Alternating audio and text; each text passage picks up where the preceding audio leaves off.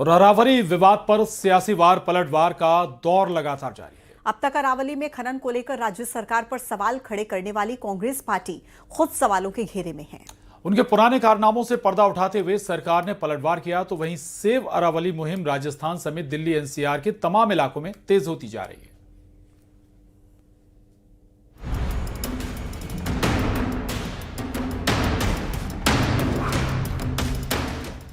अरावली पर्वतमाला में अवैध खनन को लेकर राजस्थान में पूर्व की गहलोत सरकार को लेकर बहुत बड़ा खुलासा हुआ है। गहलोत सरकार के कार्यकाल का एक ऐसा सरकारी दस्तावेज न्यूज 18 के हाथ लगा है जो ये बताता है कि गहलोत सरकार में अरावली की पहाड़ियों में अंधाधुंध खनन चल रहा था, वो भी तब जब हाई कोर्ट ने राजस्थान में अरावली पहाड़ियों में खनन पर रोक लगा दी थी। इन दिनों अरावली के 100 मीटर वाले फॉर्मूले को लेकर राजस्थान के पूर्व सीएम अशोक गहलोत बीजेपी पर हमलावर हैं। गहलोत ये आरोप लगा रहे हैं कि सरकार आंकड़ों की बाजीगरी करके अरावली को बेचने की साजिश रच रही है। लेकिन न्यूज 18 के हाथ जो सरकारी दस्तावेज लगे हैं, उससे ये साफ हो गया कि खुद गहलोत सरकार में अवैध खनन का खेल खुलकर खेला जा रहा था।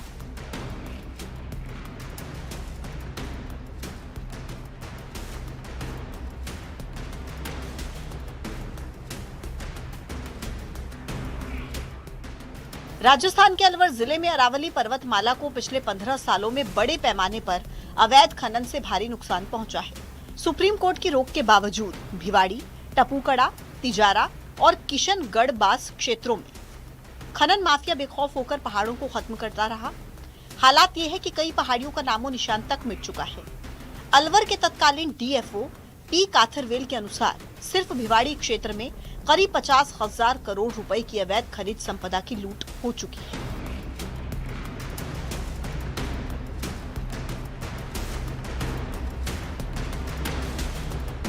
इधर अरावली की पहाड़ियों की नई परिभाषा को लेकर कांग्रेस मोदी सरकार पर हमलावर है।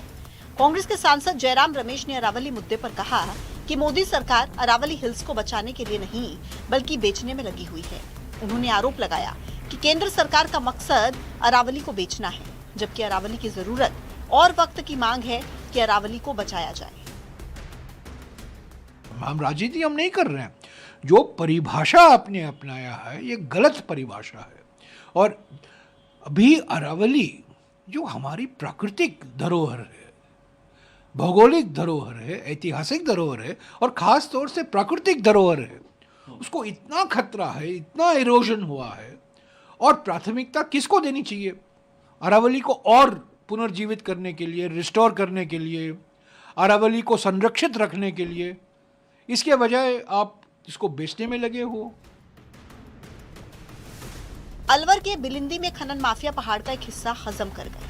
अब ग्रामीणों की चिंता है कि अगर 100 मीटर के नियम से उनके पहाड़ पर खनन पट्टा दिया तो अरावली की ये पहाड़ी नहीं बचेगी। ग्रामीणों का कहना है कि इसी पहाड़ में हरियाली से पशु चराते हैं, अच्छी बारिश होती है जिससे हरियाली रहती है। इस वक्त हम अलवर के मालाखेड़ा इलाके के चोमू गांव के अंदर हैं और अलवर के अंदर पूरे इलाके के अंदर अरावली का क्षेत्र है, इसलिए जहां देखेंगे पहाड़ नजर आएंगे यहाँ पर। और सब जगह पे कहीं न कहीं इस जो माइंस माफियाओं का दखल था वो लगातार बढ़ता जा रहा।